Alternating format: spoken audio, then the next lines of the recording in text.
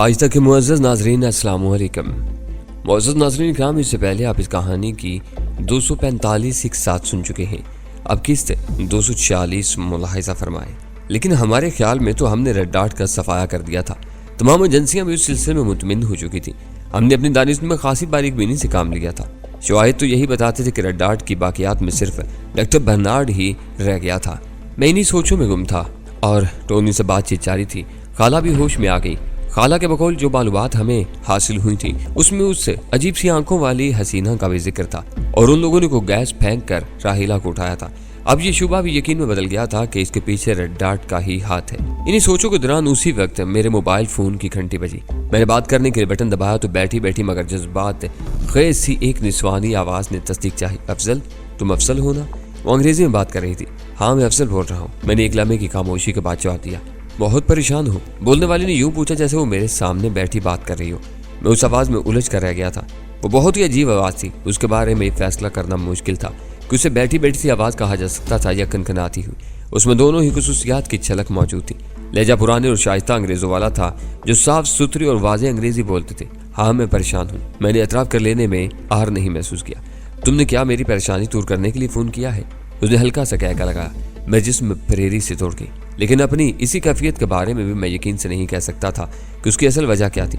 क्या यह कहकर जज्बात खेज था? उसकी वजह से मेरे असाब में खुदकुदी सी हुई थी या दर हकीकत मेरे जिस्म में खौफ की फरेरी तोड़ गई थी। जो परेशानियां खुद मोल ली जाती हैं उन्हें दूर करने की तदबीर भी खुद करना पड़ती है। हनी, वो बड़ी मोहब्बत से बोली। कोई और वक्त होता तो उसका यह लहजा मुझे अनगिनत खुशकुन तसव्वुरात की दुनिया में ले जा सकता था। मसलन मैंने खुद कौन सी परेशानी मोल ली है? मैंने मुलायमत से पूछा। मेरे जहन में एक आंधी सी चल रही थी। मैं बात उससे कर रहा था लेकिन सोच कुछ और भी रहा था। वही जिसके बारे में इस वक्त बैठे सोच रहे हो, उसने जवाब दिया। मैंने ये आवाज़ उससे पहले कभी नहीं सुनी थी। अलबत्ता उस औरत की सूरत मुझे 2-3 मरतबा जरूर नजर आई थी, लेकिन उस वक्त फ़ोन पर उसके बोलते ही मुझे यकीन हो गया था कि ये उन्हीं आसेबी आंखों वाली लड़की की आवाज़ थी। और अब तो गुफ्तगू जिस नहज पर जा रही थी उसके बाद इस सिलसिले में कोई शुबा ही नहीं रह गया था। मैंने टोनी को इशारा किया को नंबर ट्रेस कराने की कोशिश करे जिससे कॉल की जा रही थी। टोनी अपना मोबाइल फ़ोन उठाकर बराबर के कमरे में चला गया। मैंने बात को तूल देते हुए कहा, मुझे तो इस वक्त कई तरह की परेशानियां लाग के तुम न जाने किस परेशानी का जिक्र कर रही हो। मैं तो ये सोचकर भी परेशान हूँ कि अगर इंसान की 3 टांगें होती तो खासा मसला पैदा करता। पतलून भी 3 टांगों वाली सिलवानी पड़ती। इस किस्म की बकवास करके तुम ना अपने आप को धोखा दे सकते हो और ना मुझे। उसके लहजे में संजीदगी थी। मुझे मालूम है तुम उस लड़की को कितना चाहते हो। उसके लिए शायद तुम अपना सब कुछ दाव पर लगा सकते हो। इस तरह की तो कमोबेश 1 दर्जन लड़कियां हैं। तुम किसकी बात कर रही हो? नाम लेकर बात करो तो आसानी रहेगी। मैंने कहा, इस किस्म की बकवास करके दूसरे के ख्यालात को उलझाने की कोशिश करना चाहे तुम्हारी आदत है। ऊपर सुकून लहजे में बोली। लेकिन मैं अपने ट्रैक से हटने वाली औरत नहीं हूँ। फिर उसने नहायत 2 टोक लहजे में पूछा, तुम काम की बात करना चाहते हो या नहीं? काम से पहले नाम की बात होनी चाहिए। मैंने कहा, मैं किसी ऐसी और से काम की बात कैसे कर सकता हूँ जिसका मुझे नाम तक मालूम नहीं? नाम में क्या रखा है? उसका लहजे में मुलायमत आ गई। वैसे तुम मुझे द लेडी कह सकते हो। जितने लोग मुझे जानते हैं उनमें से बेशतर इसी नाम से जानते हैं। यह अंदाज़ा तो खैर मुझे आवाज़ सुनकर भी हो गया था कि तुम कोई लेडी ही हो सकती हो, लेकिन तुम द लेडी हो, बहज लेडी नहीं हो। यह सुनकर ज़्यादा खुशी हुई। तो फिर काम की बात कहाँ से शुरू की जाए? मकामी मार्केट के उतार चढ़ाव से या बैन अल-अक़वामी मंडियों के बहरान से? तुम्हारी महबूबा दिल नवाज से, जिसका चेहरा आधा स्याह हो जाने के बाद भी तुमने उसका पीछा नहीं छोड़ा? वो बदसूर पुरस्कून लहजे में बोली। हम मशरकी लोग हैं, इतनी आसानी से किसी का पीछा नहीं छोड़ते।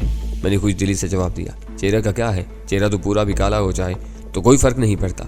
इंसान का दिल काला नहीं होना चाहिए। अब ऐसे सफेद फार्म का क्या फ़ायदा कि इंसान के सीने में शब तारीख से भी ज़्यादा काला दिल धड़क रहा हो। वो एक लम्हे खामोश रही, फिर गहरी सांस लेकर बोली, अगर तुम दिल के इतने बड़े कदरदान हो तो दिल के बारे में एक अहम बात सुन लो। आज रात के ठीक 12 बजे तुम्हारी महबूबा का दिल धड़कना बंद कर देगा। कल सुबह तुम कोशिश करोगे तो शहर के किसी कूड़ेदान से तुम्हें उसकी लाश मिल जाएगी। गैर फानी तो तुम भी नहीं हो, ऐसे भी आंखों वाली डार्लिंग। हो सकता है कभी तुम्हारी लाश भी किसी गंदे नाले में पड़ी पाई जाए। मैंने जवाब दिया। हकीकत यह थी कि उसके अल्फाज से मेरे दिल पर घोंसा सा लगा था, लेकिन मैंने अपने लहजे से यह इजहार नहीं होने दिया था कि उसकी बात का मैंने ज़रा सा भी असर लिया था। बहुत मुश्किल है, वो खुशगवार लहजे में बोली। कम अज़ कम तुम्हारे लिए बहुत मुश्किल है। मेरे लिए मुश्किल सही, ऊपर वाले के लिए तो मुश्किल नहीं है। मैंने बेपरवाही से कहा।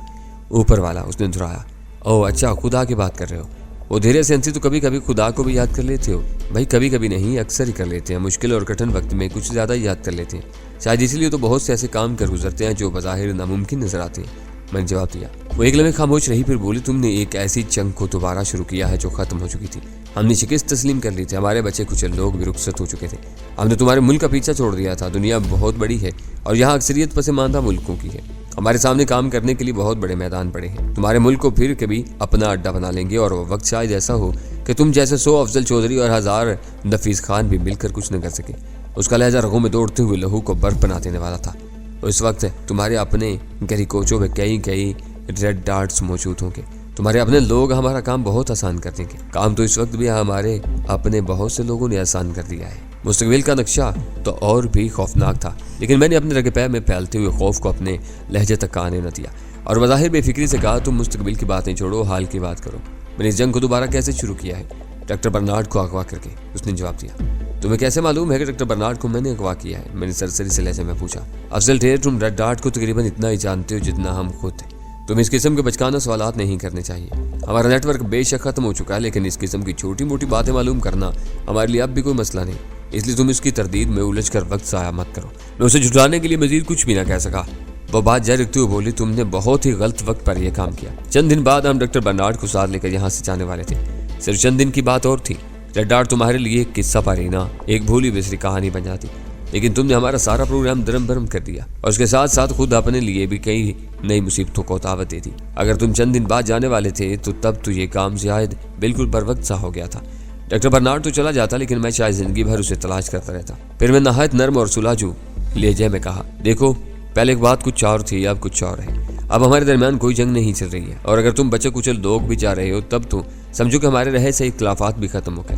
डॉक्टर बर्नार्ड को मैंने हलाक करने या खुफिया इदारों की तहवील में देने के लिए नहीं पकड़ा। यह बात मैंने खुद इस पर भी वाजे कर दी है। फिर तुमने उसे किस लिए पकड़ा है? द लेडी ने पूछा। उसका जवाब राहीला की सूरत में तुम्हारे पास मौजूद है। तुम तो डॉक्टर बर्नार्ड को लेकर चली जाओगी, लेकिन क्या राहीला अपनी बाकी जिंदगी इसी तरह आधे काले और आधे सफेद चेहरे के साथ गुजारेगी? तुमने जो कुछ हमारे साथ किया ये उसकी नहायत मामूली सजाओं में से एक है। तुम्हें तो इस पर ही शुक्र करना चाहिए था कि कम अज कम जिंदा सलामत तो है। तुम लोग यहाँ जो कुछ कर रहे थे और जो कुछ मजीद करना चाहते थे वो तुम किसी भी मुल्क में जाकर करोगे तो वहाँ तुम्हारे साथ यही होगा, बशर्ते कि वहाँ मुट्ठी भर भी मुहिब्बुल वतन लोग मौजूद हुए। मैंने कहा, अब तो मुझे मुहिब्बुल वतनी पर लेक्चर देने मत बैठ जाना। वो एक अदा से बोली, मैं तुम्हारे यहाँ हिब्बुल वतनी के डंडोरे पीटने वालों को खूब जानती हूँ, तुम्हें भी जान गई हूँ। मुझे एतराफ़ है कि तुम जरा टेढ़ी खीर हो, दूसरों से कुछ मुख्तलिफ हो। असल में रेड डार्ट से गलती ये हुई कि उसने तुम्हें अपनी तरफ मुतवज्जा कर लिया। हमने इस गलती की बहुत बड़ी सजा भुगती है। हम बाला ही बाला अपना काम करते रहते, तुम्हारे फरिश्तों को भी इल्म ना होता। तुम्हें सिर्फ उस वक्त पता चलता जब ढांचा जमीन बोस हो जाता। खैर जो हुआ सो हुआ, जो हो चुका उसे अब ना हो चुकने की शक्ल नहीं दी जा सकती, लेकिन राहीला के साथ जो हो चुका है उसे तो पहले वाली हालत पर लाया जा सकता है। मैंने मुलाहिमा से कहा, यह महज इत्तेफाक है कि डॉक्टर बर्नार्ड मेरे हाथ आ गया। मैंने सिर्फ राहीला का चेहरा सही करवाने के लिए उसे काबू में किया है। मेरा और कोई मकसद नहीं है। बड़ी मुश्किल से उसके इंतजामात मुकम्मल हुए। डॉक्टर बर्नार्ड के लिए ये एक मामूली सा काम है, तुम इसे ये काम कर लेने दो। इसके बाद तुम जहाँ कहोगी मैं खुद उसे बहुत इज्जत और एहतराम से पहुँचा दूंगा। मेरे लिए उससे बड़ी खुशखबरी क्या हो सकती है कि तुम लोग खुद ही यहाँ से जा रहे हो। इस सिलसिले में कोई दुश्वारी हो तो मैं खुद तुम्हारी मदद के लिए तैयार हूँ। उसके नज़दीक गोया ये बड़ी बचकाना सी बात थी। उसने सजाहिया से कहकर लगाया और मुबयाना से लहजे में बोली, नहीं बहुत शुक्रिया, हम तुम्हारी मदद की जरूरत नहीं, हम अभी इतने मोहताज नहीं हुए। तो फिर राहीला को रिहा करो। इतनी मामूली सी बात को तसादुम की बुनियाद मत बनाओ। हकीकत पसंद बनकर सोचो। सुलझी हुई सूरत हाल को उलझाना कोई दानिशमंदी नहीं। मुझे अब रेड डार्ट से या डॉक्टर बर्नार्ड से कोई दिलचस्पी नहीं है। मैंने मुलायम से उसे समझाने की कोशिश जारी रखते हुए कहा, अगर मुझे यकीन होता कि वो मिन्नत से बात मान जाएगी तो शायद इस वक्त मैं उसकी मिन्नत भी कर लेता। मैं इस वक्त उम्मीद और नाउमीदी के दरमियान एक अजीब सी खला में मुलक था। मेरी हथेलियों से पसीना फूट रहा था। एक लम्हे खामोश रही, फिर अचानक ही उसने पूछा, तुमने उसे कहाँ रखा हुआ है? अब इतनी आसानी से अपनी मालूमात में इतना इजाफा मत करो। मैंने जवाब दिया। वो धीरे से हंसी। मुझे ये जानकर खुशी हुई कि कम अज कम अभी उन्हें ये नहीं मालूम था कि डॉक्टर बर्नार्ड को कहाँ रखा गया था। उसका मतलब था टोनी का घर फिलहाल कुछ महफूज ठिकाना था। ये मालूम करना हमारे लिए कुछ ज्यादा मुश्किल नहीं होगा, वो बोली, लेकिन उसे छुड़ाना जरूर मुश्किल होगा। मैंने कहा, अब लाशों के तबादले करने से कोई फायदा नहीं। जब एक काम सीधे तरीके से हो सकता है तो उसे मुश्किल बनाने की क्या जरूरत है?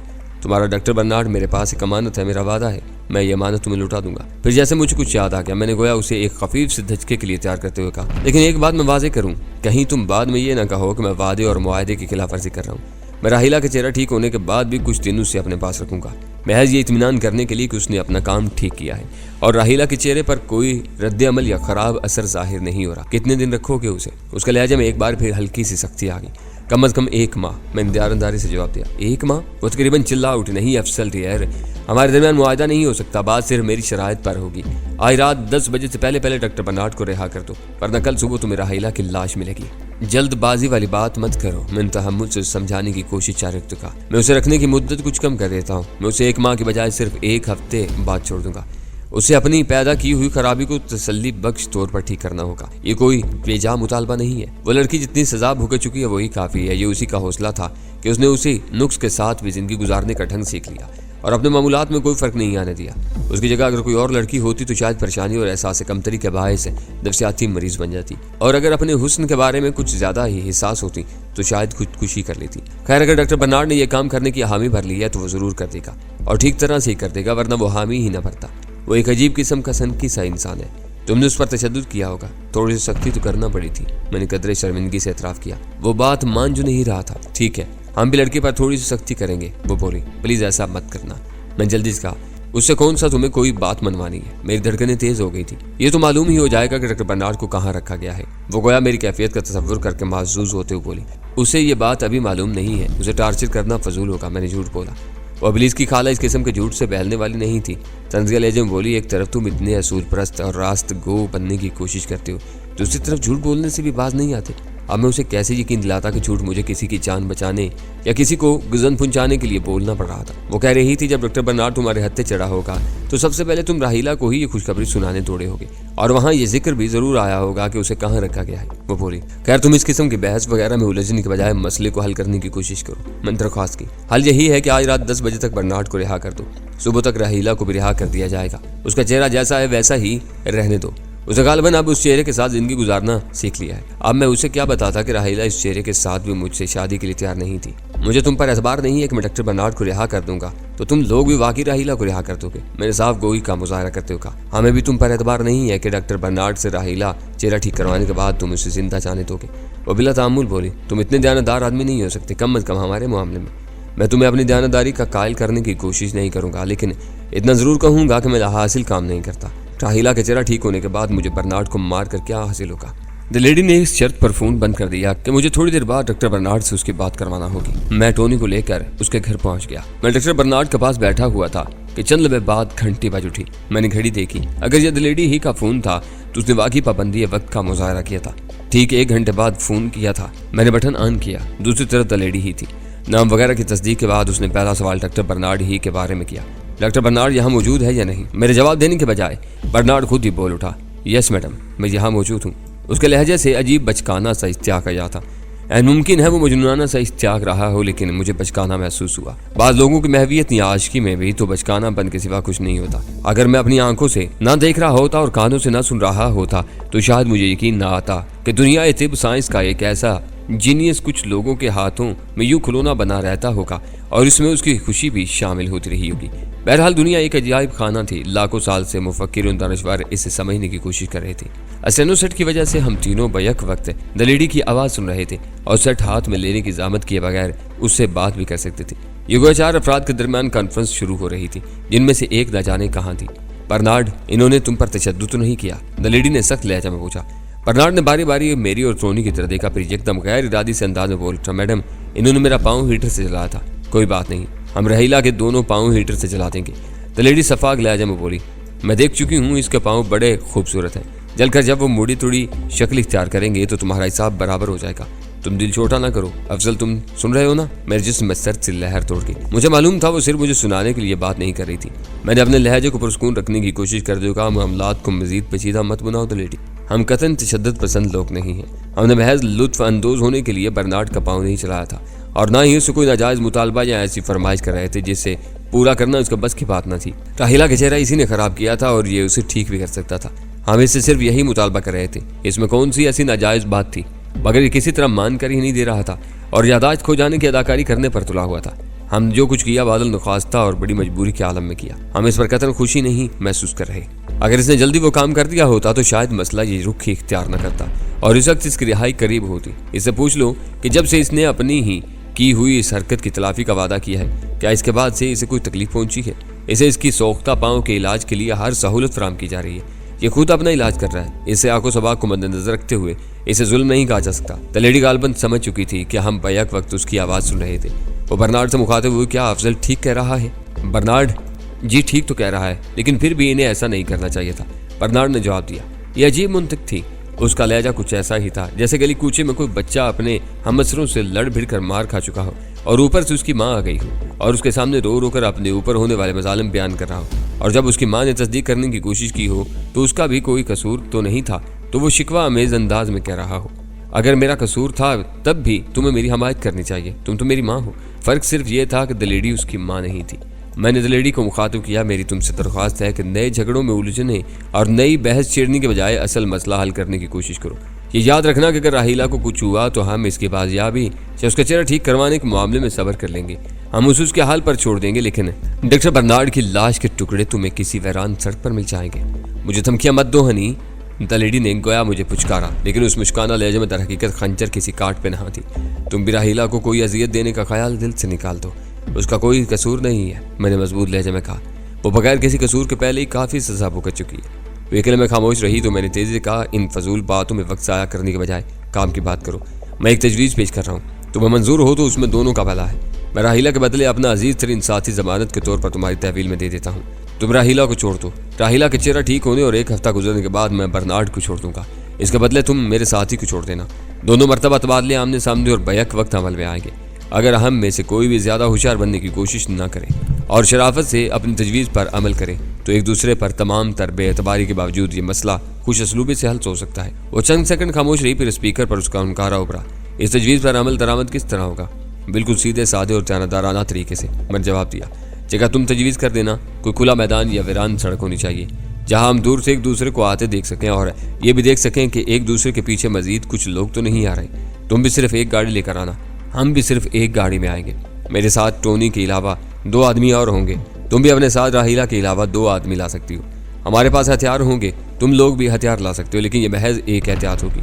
तुम अपने आदमियों को यह हिदायत करके साथ लाना कि तुम्हारे हुक्म के बगैर कोई गोली नहीं चलाएगा और मेरे आदमी भी मेरे इस हुक्म के पाबंद होंगे। हम दोनों को अपने आप से ये अहद करके चलना होगा कि कोई गोली नहीं चलेगी, वरना फिर यकीन से नहीं कहा जा सकता कि हम में से कौन जिंदा बचेगा और कौन नहीं, बल्कि ये कहना भी मुश्किल होगा कि कोई बचेगा भी या नहीं। मेरा ख्याल है हम में इतनी अकल तो मौजूद ही है कि हम एक बेफायदा तसादुम से बचने की कोशिश करें। तुम राहीला को हमारे हवाले कर देना, मैं टोनी को जमानत के तौर पर तुम्हारे सुपुर्द कर दूंगा। ठीक 1 हफ्ते बाद इस तरह पुरअमन और पुरसकून अंदाज में टोनी और डॉक्टर बर्नार्ड का तबादला अमल में आ जाएगा।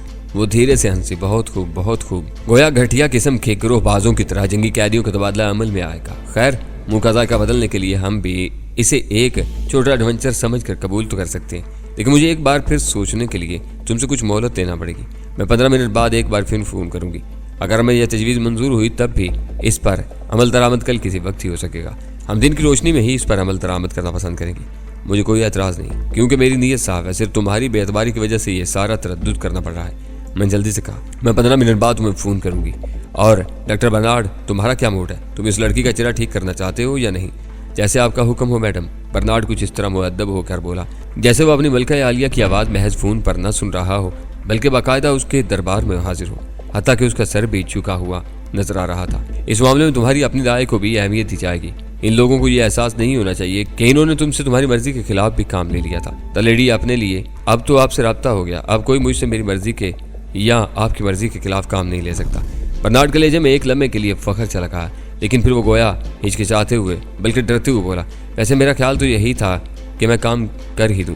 तमाम तैयारियां मुकम्मल हैं और फिर हम लोगों को जाना भी है।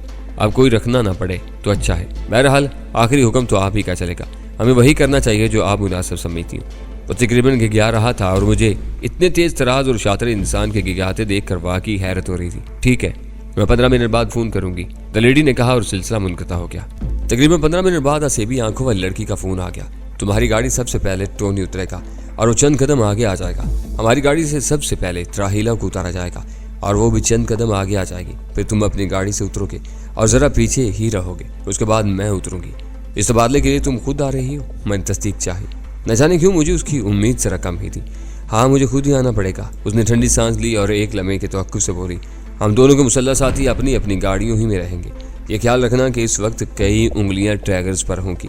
कोई ज़रा सी गलती या होशियारी दिखाने की कोई मामूली सी कोशिश कम अज़ कम 4 अफराद की हलाकत का सबब बन सकती है, यानी मैं, तुम, टोनी और राहीला। मैंने तस्दीक चाहिए। हाँ, और ऐन मुमकिन है कि दोनों ग्रुपों के तमाम अफराद ही बैक वक्त एक दूसरे को हलाक कर बैठे।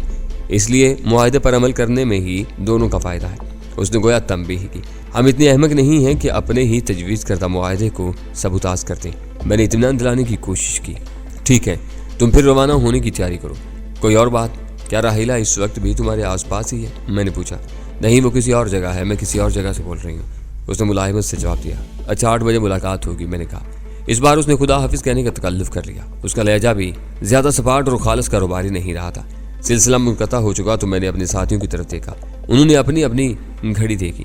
टोनी बोला, हम तो कुछ देर बाद ही रवाना हों तो आराम से सही वक्त पर पहुंच सकते हैं। हम 15 मिनट बाद रवाना हुए। उस दौरान सरदार अली ने यह तजवीज़ भी पेश की कि मौका को गनीमत जानते हुए हमें उन्हें हलाक करने या काबू करने में हिकमत अमली तैयार करने के बारे में गौर करना चाहिए। लेकिन मैंने उस तजवीज़ को मुस्तरद कर दिया। मेरा अंदाज़ा था कि रेड डार्ट से असल ताल्लुक़ रखने वाले शायद 2-4 अफराद ही बाकी बचे होंगे और उनकी भी रवाना होने की तैयारियां मुकम्मल थी। हमारा मकसद पुरअमन तरीके से पूरा हो रहा था तो हमें कोई खतरनाक कदम उठाने की क्या जरूरत थी। मैं अपने किसी भी साथी की जान दाव पर लगाने का खतरा मोल नहीं ले सकता था।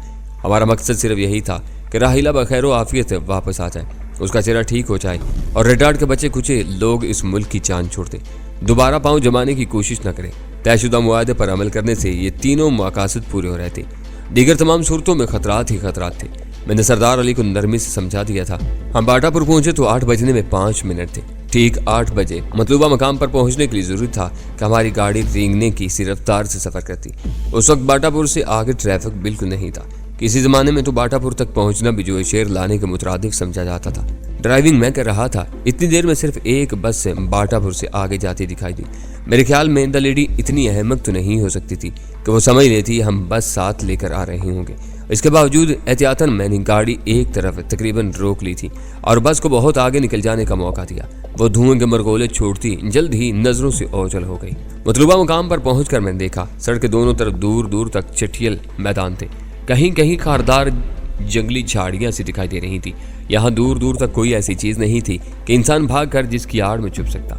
कहीं मोर्चा बंद नहीं हुआ जा सकता था, कहीं किसी को कबल अज वक्त नहीं छुपाया जा सकता था। शायद इसीलिए इसी जगह का इंतखाब किया गया था। किसी सुर्ख लैंड रोवर का कहीं दूर दूर तक पता नहीं था। मैंने गाड़ी सड़क के किनारे द लेडी की बताई हुई एक निशानी के करीब खड़ी कर दी। ताहम इंजन स्टार्ट ही रखा। इंजन की हल्की सी गड़गड़ाहट एयर कंडीशनर की सरसराहट में मदगम थी। उस खफीफ आवाज के बावजूद बोझल सकूत का एहसास हो रहा था। 1 मिनट बाद ही बहुत दूर सड़क पर एक सुर्ख खलोना सा नमूदार होता दिखाई दिया। वो एक सुर्ख लैंड रोवर थी जो तेजी से करीब आती चली जा रही थी। गाड़ी क्या थी? गोया एक खूबसूरत तफरीत था। उसके शीशे तारीक थे। उसके अकब में मुझे दूर तक कोई गाड़ी नजर नहीं आई, इसलिए मैंने अपना हाथ गियर लीवर से हटा लिया। ताहम इंजन स्टार्ट ही रहने दिया। शबीर शेख और सरदार अली की उंगलियां हल्की मशीन गन्नों के टैगर्स पर थीं। पिछली दोनों खिड़कियों के शीशे थोड़े थोड़े नीचे कर लिए गए थे और उनके ऊपर गन्नों की नालें टिकी हुई थी। लैंड रोवर के शीशों पर धूप झिलमिलाती और उनके किनारों से भी मुझे एक एक गन की नाल झांकती दिखाई दी थी। लैंड रोवर पर कोई नंबर प्लेट नहीं थी और वो न जाने कहां से आ रही थी। शायद रास्ते में उसे कहीं भी किसी ने नहीं रोका था। करीब पहुंचकर लैंड रोवर हमारे साइड पर ही आ गई और चंद गज दूर हमारे गाड़ी के मुकाबले एक धचके से रुकी। उसका इंजन भी स्टार्ट ही रहा। फिजा में एक अजीब सी कशीदगी थी। शायद ही ये बेतबारी की कशीदगी थी। मैंने गोया उस कशीदगी का हिसार तोड़ने में पहल करने की कोशिश की। मैंने टोनी को इशारा किया और दरवाजा खोलकर दोनों हाथ उठाए गाड़ी से उतर पड़ा। वो गोया गिन गिन कर आहिस्ती से कदम उठाता आगे बढ़ रहा था। 4 कदम आगे बढ़कर रुक गया। हल्की सी क्लिक की आवाज के साथ लैंड रोवर का दरवाजा खुला और उसने राहिला को उगल दिया। राहिला अपना चेहरा छुपाए रखने के लिए जो जतन करती थी उस वक्त उसके लवाजमात से महरूम थी। उसका बुरका और तारीक चश्मा उसके पास नहीं था और आधे सफेद आधे स्याह चेहरे के साथ वो कोई पुरस्कार मखलूक दिखाई दे रही थी। उसकी आंखों पर अलबत्ता तारीक चश्मे की जगह सफेद पट्टी बनी हुई थी। वो ढीले ढाले घरेलू से सफेद शलवार कमीज में थी जो कुछ मैला हो चुका था। उसे उसके घर से अगवा किया गया था।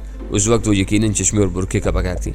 उसके हाथ पुश्त पर बंधे हुए थे और जब उसने आगे बढ़ने की कोशिश की तो मुझे अंदाजा हुआ कि उसके पैरों में भी डोरी की बंदिशें थी, लेकिन उनमें इतनी ढील छोड़ दी गई थी कि वो छोटे छोटे कदम उठा सकती थी। 2-3 छोटे छोटे कदम बढ़ाकर वो रुकी। टोनी के और उसके दरमियान कुछ फासला था। तब मैं गाड़ी से उतरा। मैंने भी हाथ ऊपर उठाए हुए थे। हालांकि मुझे उसकी हदायत नहीं की गई थी, लेकिन मैं अपना रवैया ज़्यादा से ज़्यादा सुलझुयाना जाहिर करना चाहता था। मैं राहिला के करीब पहुँच कर रुक गया और तब द लेडी गाड़ी से उतरी। उसके अंदाज में वाकई एक मलका की सी शान और तमकनत थी। उसके हाथ में कोई हथियार नहीं था। वो एक चमकीली सी ढीली ढाली स्पोर्ट्स शर्ट और नेवी ब्लू जींस में थी। गले में न जाने क्यों स्काउट्स की तरह एक खूबसूरत रुमाल झूल रहा था। उसके खूबसूरत रेशमी और सुनहरी तराशीदा बाल हवा में लहरा रहे थे। आज मैं पहली बार उसे करीब से देख रहा था। वो एक दराज कद औरत थी, लेकिन लंबे कद ने उसकी निस्वानी दिलकशी को मुतासर नहीं किया था। उसकी आंखों का तासुर वाकई असेबी सा था। उसके रंग का तायुन करना मुश्किल था। उन आंखों से वो भी बगौर मेरा जायजा ले रही थी और मैं महसूस कर रहा था कि उसकी नजरें मेरे वजूद के आर पार होती जा रही थी। अगर इजाजत हो तो मैं रहीला के बंचे खोल दूं। मैंने बदस्तूर पलकें झपकाए बगैर उसकी तरफ देखते हुए कहा, खोल दो। उसने नहायत इख्तिसार से जवाब दिया, लेकिन उसकी आवाज़ वही आसाब से छेड़छाड़ करने वाली थी। मैंने सबसे पहले राहीला की आंखों से पट्टी खोली। उसने नहायत आहिस्तगी से चारों तरफ सर घुमाकर गर्दोपेश का जायजा लेने और शायद सूरत हाल को समझने की कोशिश की। उसकी आंखों में बर्फजार से फैले हुए थे, लेकिन जब उसकी नज़र एक लम्हे के लिए दलेडी पर रुकी तो मैंने महसूस किया कि उन बर्फजारों में नफरत के बर्क कौंधे थी। मैंने यह भी महसूस किया कि वो दलेडी से होने वाले मुआहदे से बिला इल्म थी। शायद दलेडी ने उसे कुछ बताने की जहमत नहीं की थी। मैंने उसके हाथों की बंदिशें खोली, जमीन पर बैठकर उसके पाँव भी खोले। दोनों गाड़ियों की इंजनों की खफीफ सी गड़गड़ाहट के बावजूद फिजा में सुकूत का एहसास इस कदर शदीद था कि पत्ता भी गिरता तो शायद उसकी आवाज़ अलग से सुनाई देती। बंचे खुलने के बाद राहीला चंद लम्हे अपनी कलाइयां मसलती रही। मैं उठ खड़ा हुआ। अचानक राहीला किसी निंजा की तरफ फिजा में उछली और दूसरे लम्हे उसकी लात तलेडी के मुंह पर पड़ी। तलेडी अपनी लैंड रोवर के दरवाजे से टकराई, लेकिन सिर्फ एक लम्हे के लिए लड़खड़ाई थी। उसने राहीला को दूसरा वार करने की मोहलत नहीं दी। उसका हाथ बिजली की सी तेजी से हरकत में आ, लेकिन राहीला को उसके वार से बचाने के लिए बीच में मैं आ गया। दलेडी की पूरी कलाई की जर्ब मेरे गर्दन पर शाने के करीब पड़ी। मैं तसव्वुर भी नहीं कर सकता था वो किसी औरत की जर्ब थी। मुझे यही महसूस हुआ था जैसे लोहे की एक राड किसी ताकतवर शख्स ने पूरी ताकत से घुमा कर रसीद की थी। दूसरी लम्हे मैंने अपने आप को ऊंधे मुंह जमीन पर पाया। मैंने जिंदगी में कभी तसव्वुर भी नहीं किया था कि किसी औरत के वार से यूं मुझे जमीन चाटना पड़ेगी। मेरी आंखों के सामने नीले तारे नाच गए थे। दूसरे लम्हे फिजा गोलियों की तड़तड़ाहट से गूंज उठी थी। उस अंदेशे से गोया मेरी धड़कनें थम गईं कि अब सब कुछ वो होने वाला था जो मैंने सोचा भी नहीं था। मेरी हालत उस काबिल नहीं थी कि मैं उठने की कोशिश करता, लेकिन मैं किसी न किसी तरह उठ खड़ा हुआ। सदमे और अंदेशे कभी कभी इंसान को ढा भी देते हैं, इस तरह गिरा देते हैं कि वो उठने के काबिल नहीं रहता। लेकिन यही सदमे और अंदेशे कभी कभी इंसान को उठाकर खड़ा भी कर देते हैं। मेरे साथ उस वक्त यही हुआ था। उस वक्त मुझे हलाक करने के लिए गोलियों की जरूरत नहीं थी। मुझे हलाक करने के लिए यह एहसास ही काफ़ी था कि मैं जिस मसले को हल करने के लिए इतनी तको इतना जोड़ तोड़ कर रहा था, महज राहीला की ज़रा सी हमाकत की वजह से उसका हल होना तो एक तरफ रह गया था, उल्टा अब जान के लाले पड़ गए थे। न जाने कौन कौन हलाक हो चुका था और कौन कौन मौत के मुंह में जाने वाला था। उस मौका पर मेरा उठ खड़े होना भी एक हमाकत ही था। मुझे अंदाज़ा नहीं था कि गोलियां कहाँ से और किस समत में चल रही थी। वो मेरा लहू चाटती हुई भी गुजर सकती थी और मेरे लिए एक लम्हे में ये किस्सा ख़त्म हो सकता था। लेकिन ये मेरी खुशकिस्मती थी कि ऐसा नहीं हुआ। मेरा उठ खड़े होना कतई इज़्तिरारी था। उसमें मेरे शऊर को दखल नहीं था। मेरी आंखों के सामने अब भी नीले तारे नाच रहे थे और मुझे अब भी यकीन नहीं आ रहा था कि मेरी यह हालत एक औरत के बाजू की ज़र्ब से हुई थी, जबकि वह बाजू देखने में कुछ ऐसा गैर मामूली या आहनी नजर नहीं आता था। वो महज एक खूबसूरत और स्मार्ट औरत का बज़ाहिर नर्म नाजुक और संडोल बाजू था।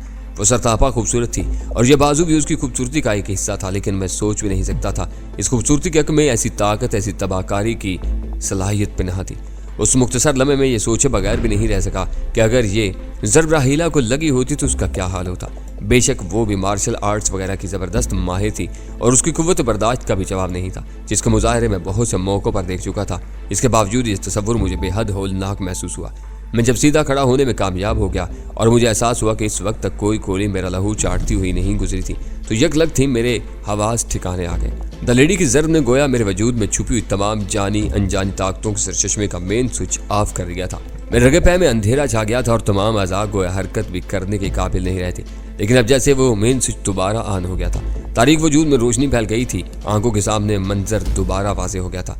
असाब में झुंझलाहट गो के बाकी थी, लेकिन अब मैं देखने, सोचने, समझने और कुछ करने के काबिल था। मेरे हवास पर यह क़यामत गुजरने और मेरे संभलने के दरमियान शायद मुश्किल से 3-4 सेकंड का वक्फा हायल रहा होगा, लेकिन मुझे महसूस यही हुआ जैसे इसमें घंटों लग गए थे। सबसे पहला एहसास मुझे यही हुआ कि फायरिंग नहीं हो रही थी।